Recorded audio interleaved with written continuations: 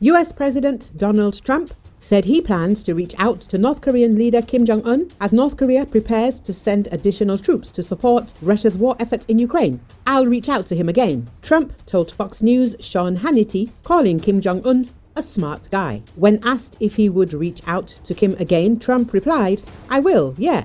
He liked me." Trump added that Barack Obama had referred to North Korea as the biggest threat when they met during the presidential transition in late 2016. Obama said North Korea is the biggest threat, and I solved that problem, Trump said, according to an account of the interview by the Yonhap news agency.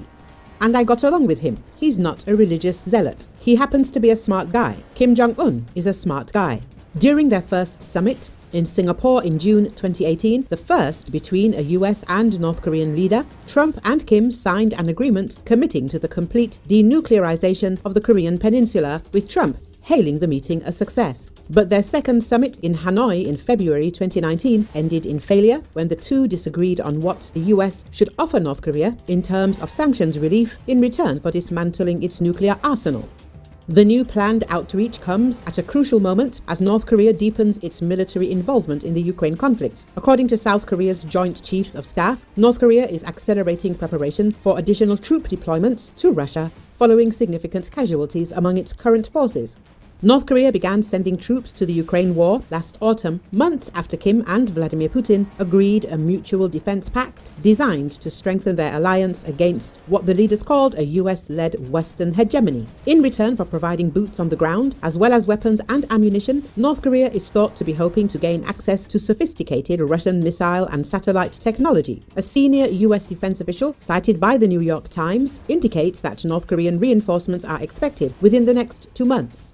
The casualty rate among North Korean forces has been substantial. About 1/3 of the approximately 12,000 North Korean troops deployed to Russia's Kursk Oblast have been killed or wounded since their combat engagement began in early December. Ukrainian forces report that North Korean units employ distinctive tactics, including wave attacks of 40 or more troops advancing without armored support. North Korea's military support for Russia has been extensive, including the supply of millions of artillery shells that now account for about half of Russia's daily munitions usage, along with more than 100 short-range ballistic missiles.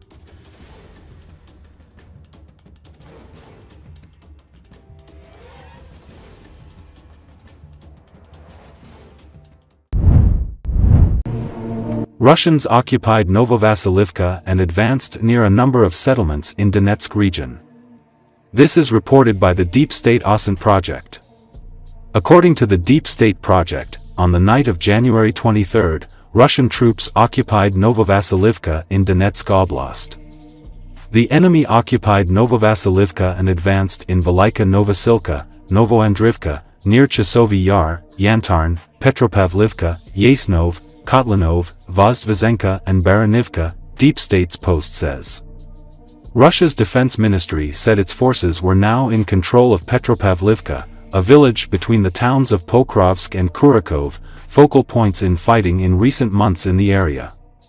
It also noted the capture of Remivka, one of a cluster of small towns farther south in the Donetsk region. Ukrainian military statements made no mention of either of the two villages changing hands, but referred to heavy fighting near the key city of Pokrovsk.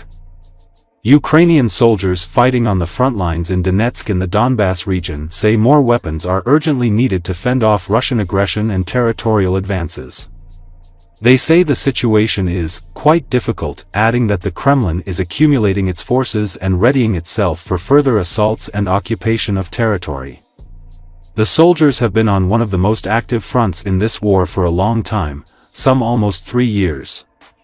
They say it is necessary to carry out rotations to maintain effectiveness, but in the meantime are staying put and continue to defend their country.